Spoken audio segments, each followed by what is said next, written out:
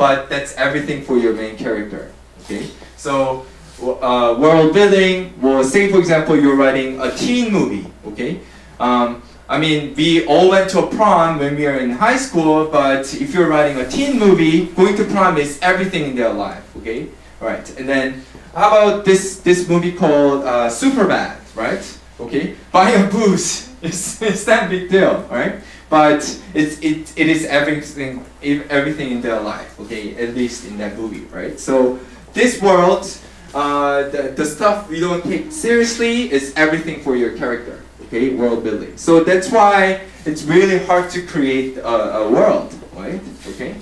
So everything will be changed. Who can be changed? What can be changed? When can be changed? Where can be changed? Okay. So this is the world building. All right. This is the process, and the second stage of your story development. This is when you're gonna have to design your character.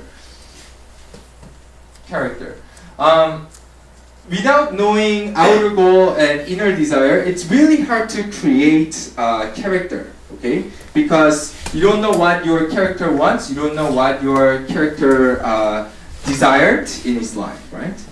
Subconsciously. So now that you have outer goal, inner desire, now you gotta have to create something called Achilles Heel. So Achilles Heel is the flaw that your character has, right? So of course, let's go back to your daughter's story. Okay, your daughter wants a Barbie doll. Okay, and then you don't want to give it to her because now she wants Barbie doll every time that she asks. Okay, you don't want to do that. So you set up an outer goal, and then your main character is your daughter. Okay, you don't want your character to have the goal easily, right? And general, like ground rule number one of screenwriting is that story equals conflict. Story equals conflict. So without conflict, there's no story. Okay? And some people say conflict plus change. Conflict plus change. So of course, over the course of the movie, your character has to have conflict, but then your character has to be changed at the end. Okay, so Achilles Heel.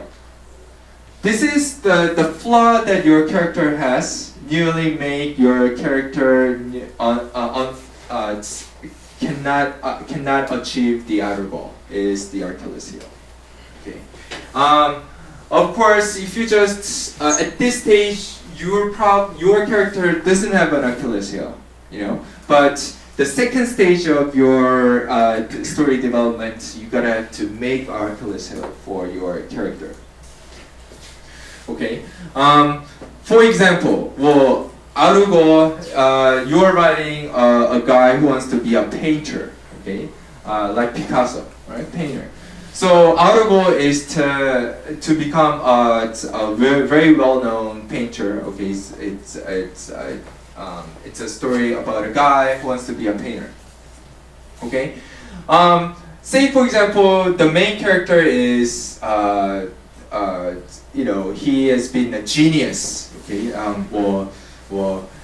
when he was 3 years old, okay, he drew this abstract painting. He all of a sudden became famous. Okay, and there's no obstacle on the way. Okay, to become very famous painter. Okay, then now your audience will feel bored, and then they will probably sleep those off, and then they will probably think, oh my, it's $10.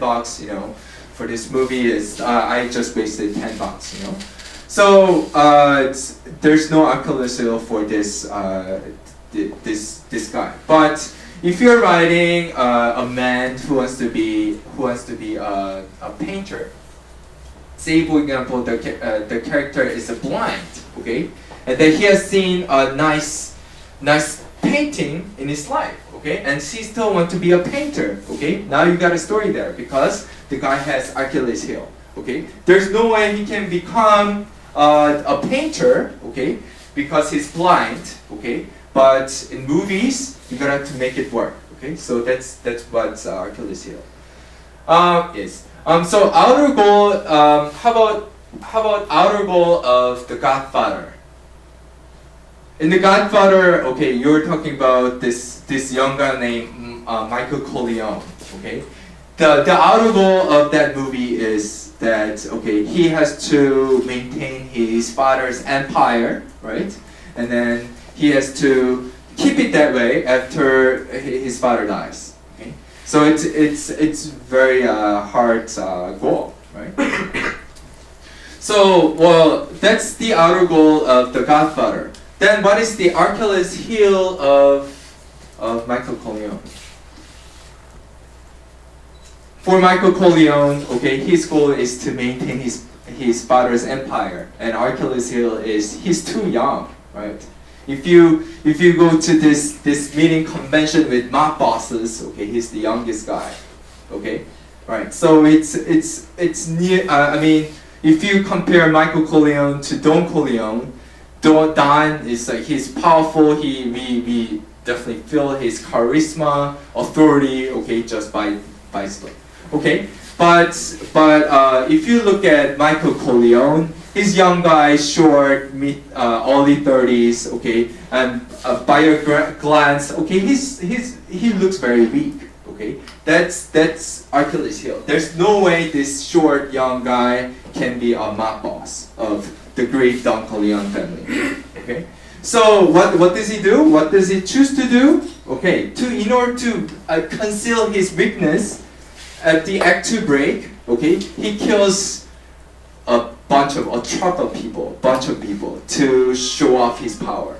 Okay, to conceal his weakness, to show off his power. So he kills a lot of people, right? His competitions, other mob bosses, and his brother-in-law, okay, kill as many people as possible. That's what he chose to do. So that was his Achilles heel.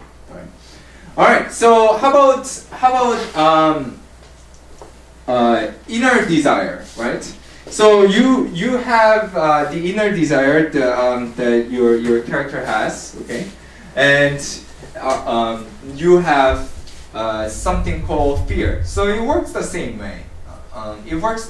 So you have outer goal, you have Achilles heel. This is kind of outer level obstacle.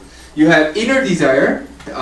Your character wants something, but your character has fear, kind of fear. So even though your character wants something, okay, desperately, the fear blocks it, right? Okay, so that's it's really hard to create. It is something really hard to create, right? Of course, inner desire of the Godfather. He has to he has to kind of escape from this reality, and like he was in Italy. Okay, he got married there, and then he just briefly, couple of weeks. Okay, he enjoyed his life.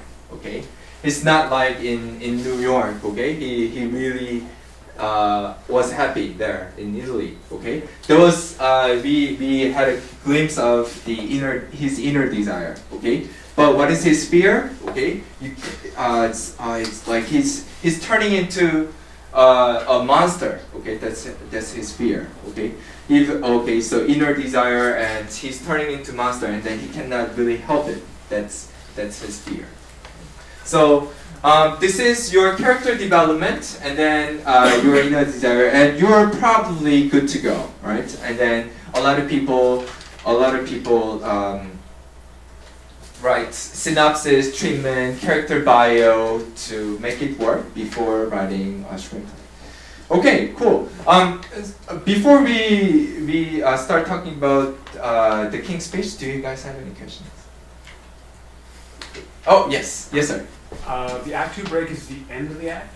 Act 2 break is the end of Act 2. Yeah, at the end of Act 2. One break is the end of Act 1, and the midpoint is halfway between? Yes. So how many pages are you giving between the Act 2 break and the end of in Act 3? This is approximately 30 30 pages until you know, to the midpoint. Okay, another 30 page. So probably 90.